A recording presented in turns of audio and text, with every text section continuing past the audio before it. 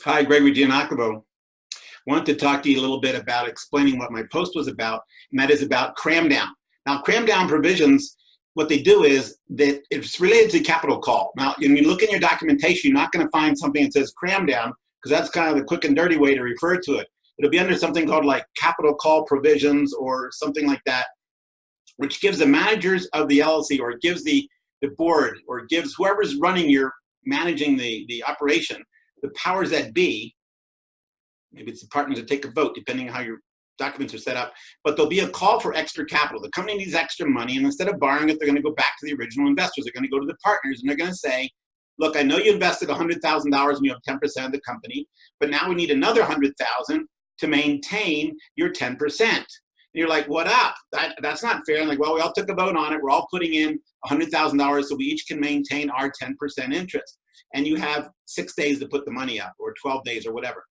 Therein lies the problem. If you can't scramble together and put up another 100,000, then you don't get to keep your 10%, and it gets reduced. Perhaps in this case, it would get reduced to 5% because you didn't put in the extra money. So that extra 100,000 that you did not put in, that could have a really meaningful effect when the company's later sold, right? I mean, that's 5% of the company that you don't have just because you couldn't put in the extra 100,000. So here are the tips for that.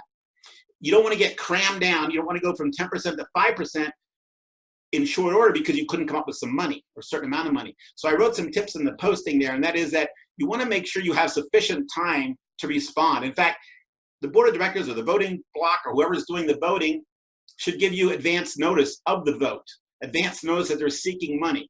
So it should be sort of like if the powers that be say we need more money, then while they're discussing it, they should let you in on it. If they expect you to later put money up, you should have heads up as they're talking about it.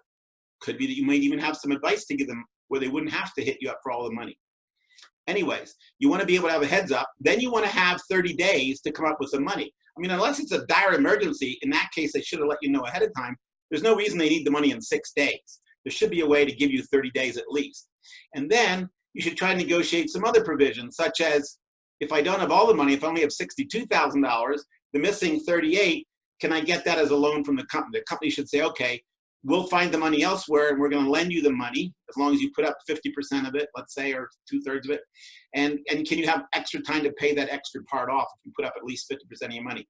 Take a look at the capital call provisions and make sure you're happy with them and that you believe you could comply with putting up, again, another amount of money equal to your initial investment. That's my tip on that. It happened to me one time. I got crammed down real bad.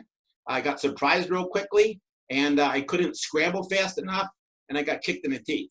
So you learn a lesson once, and then you use that as your experience. So I learned that as my experience. I want to share that with you while you're doing deals. And 2020 is going to be another year of acceleration of deals, purchases and mergers, and you're going to sell a company, you're going to buy a company, you're going to borrow money, you're going to raise money.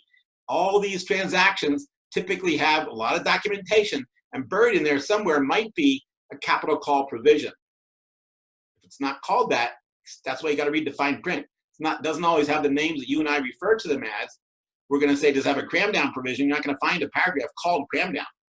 You're going to find it under something else. You got to read all that documentation. Look for the documentation that has to do with additional capital calls, because that's where you could get into trouble. All right. Thanks very much.